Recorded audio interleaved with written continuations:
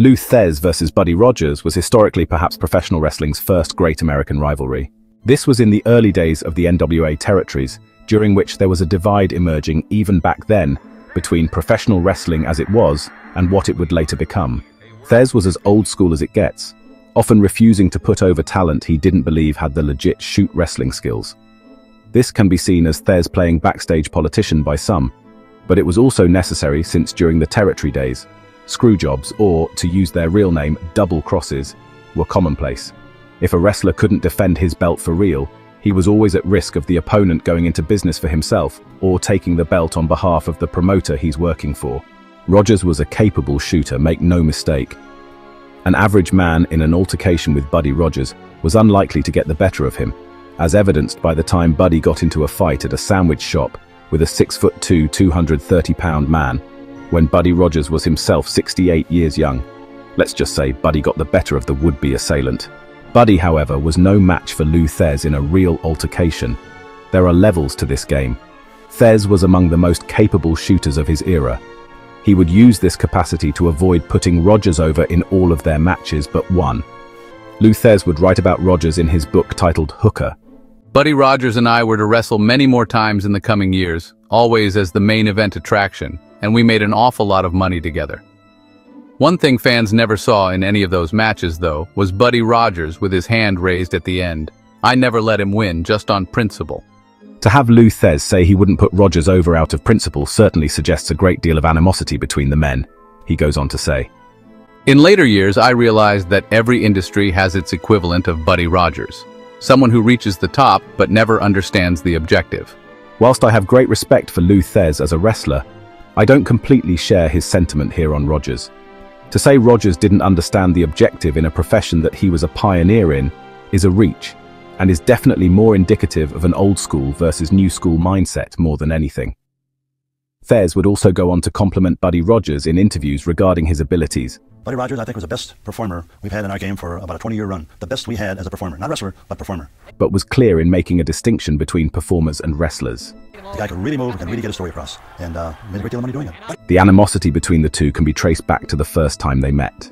Whilst riding to a show together, Rogers made an untoward comment about Lou's mentor, Ed Strangler Lewis.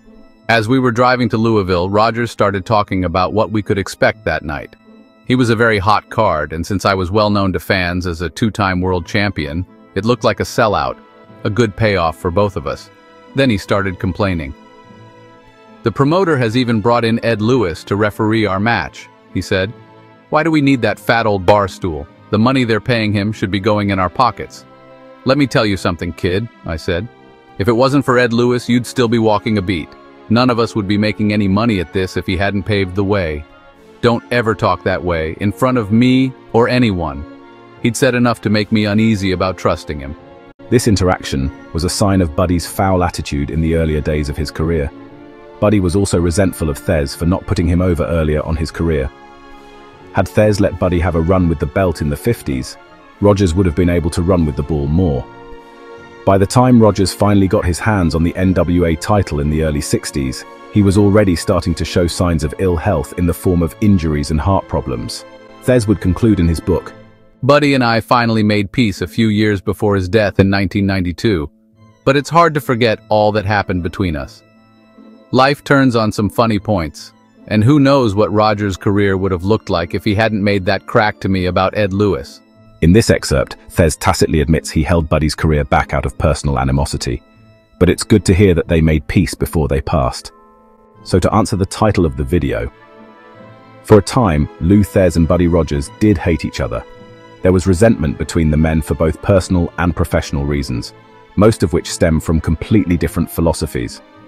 In a way, this philosophy clash in wrestling exists in some form today.